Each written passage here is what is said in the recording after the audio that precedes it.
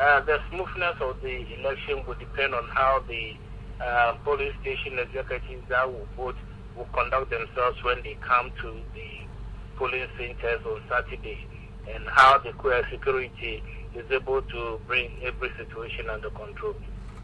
Okay, thank you very much, Christian Owusu-Parry, for your time. We're very grateful. Okay, Mr. Owusu-Parry is the Director of Public Relations for the Electoral Commission. It's your Community Watch on Focus 943. It's 12 minutes to 8. Carry on, Douglas, with your taxation. Okay, we are on excise taxes, and the excise taxes. And the excise taxes, we have import and export taxes, which we've already explained. We'll go on to another type of indirect tax, which is sales tax. And for sales tax, they are levied as a flat percentage on the selling price of almost all items.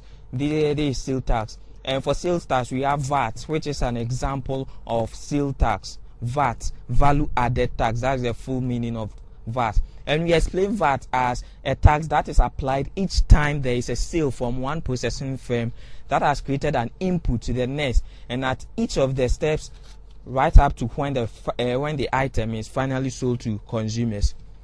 To really understand VAT, let us use this scenario. Taking a farmer who has produced some grains that he sells to a firm that mills it, that means to a milling firm. The milling firm then sells the flour to a bakery, which bakes bread that is sold on also to the general public. So you can see that right from the production of the grains to the time it was consumed, there's been value added.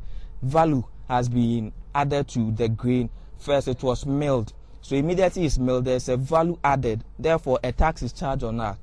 And right from a flour, to a bread, there is another value that has been added. Therefore, a value added tax can also be charged on that. So for any item that passes through a value adding process, VAT will be added. There will be VAT on it. Therefore, you can see that the price at the final stage will certainly be higher, since all these value added taxes will be making the prices increase. That's why certainly a bread will be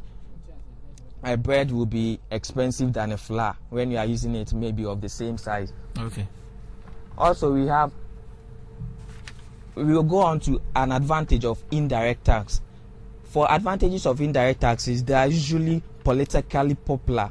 Government tend to use indirect taxes a lot because it is not very easy to know its effects, and the general public don't really realize. Immediately they put an indirect taxes like VAT on sale of goods, we all tend to vent our spleen on the sellers.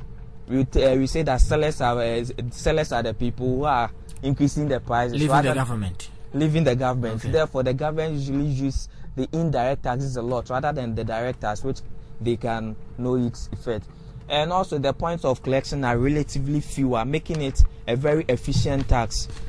It's very economical to use indirect taxes because there's usually no point of collection for taxes on biscuits and the rest. It's only the government then collects it straight away from the seller, so it's not as numerous as the direct tax. So relatively, it's cheaper and efficient. The disadvantages of indirect taxes is that because they are politically easier to levy, they are likely to be overused by a government. Thereby, they allow the government and its tax authorities to delay in using conscious and rational policies of tax reform and administration. So because they use this a lot, it might also increase the price because they use the sales tax. Example, value added tax.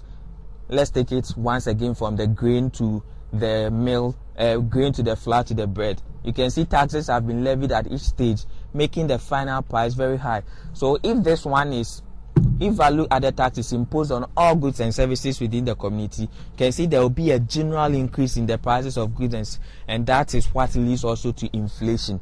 Therefore, indirect taxes also lead to inflation, a general increase in all the prices.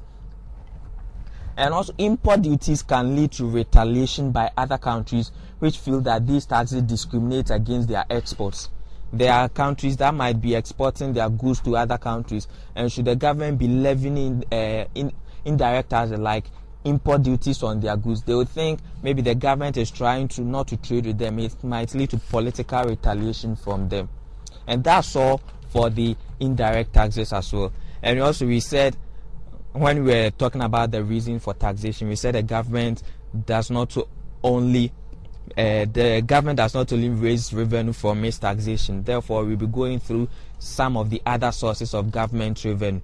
Other sources include public enterprises. Some governments set up public enterprises and other public institutions to produce various goods. There are still public institutions or enterprises in the government. We cannot talk about the Black Star Line, which is now not even in the system, and it was even privatized before.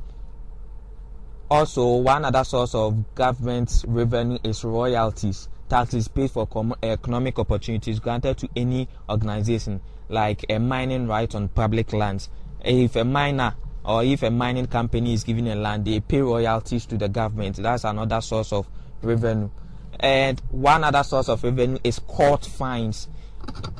When the court charges you any amount, it becomes a revenue to the government. It's another source of revenue to them. And also lotteries. Lotteries is a it's a big source of revenue for most government. Example, if you go to the States, America.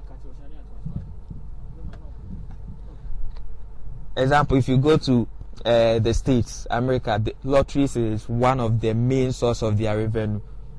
And the last one is borrowing.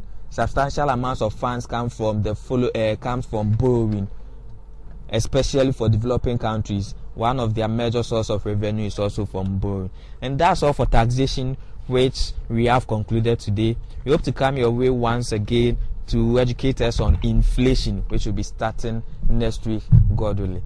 Okay, thank you very much, Douglas Opoku, the economist with us here at Focus 943, taking us through a lot in respect of taxation. He's been through that the whole of this week. It's still on 94.3 Focus FM. It's your community watch. Welcome to Focus FM. A lot of my friends listen to it at work. You want it tomorrow? We made it today. I just don't grow tired of listening to it. To Focus. I love you to the max. Now you can become a part of the Focus FM family. We are extending our wings. We are on Facebook in 3 phases as follows. You can search for and add Focus FM KNUST as a friend. You can search for and join the group Focus FM 943 MHz KNUST. We also have a page with the same name, Focus FM 943 MHz KNUST. If you become a fan of the page, you'll be updated on the latest in news and everything. You get a live feed of the podcast of the various DJs and presenters we have here at Focus 94.3. You'll also be fed with the latest news from the Focus FM's news blog, focusfmknust.wordpress.com. Still announcing that we'll be going live in video on the internet in a short while. Watch out for Focus TV. We're also available at Twitter and Google Buzz. So just search for Focus FM 943 KNUST on Twitter and then on Google Buzz, and then you can follow us there as we explode your universe. It's 94.3 Focus FM on your community watch. Now, meet Kwame Scientific Poku on the branch every weekday. That's from Monday to Friday from 10 to 12 as he takes you through most educative lunchtime show in the whole of the Garden City and in the country as well. Kwame Scientific has a podcast at kwamescientific.podomatic.com. kwamescientific.podomatic.com. The NYDJ of the 7-Eleven joint, who will be outdoored on the 27th of August, has a podcast at nydj.podomatic.com. DJ Kwame of the Focus City Show has a podcast at djkwame.podomatic.com. Focus City Show comes your way every Saturday from 9 to 12 midday. It's your community watch on Focus 94.3. We go for a quick break.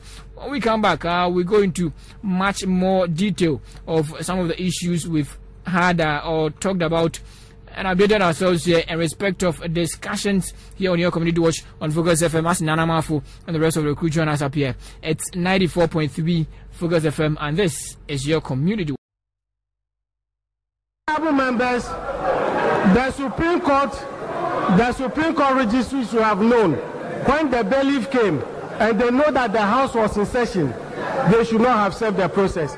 And therefore that process, but this is not, I've decided that when Madam Speaker returns from outside the jurisdiction, I'll refer the matter to Madam Speaker to take the matter up with her sister, the Chief Justice of the Republic of Ghana, to handle these matters so that we develop a harmonious relationship between Parliament and the judiciary. And therefore,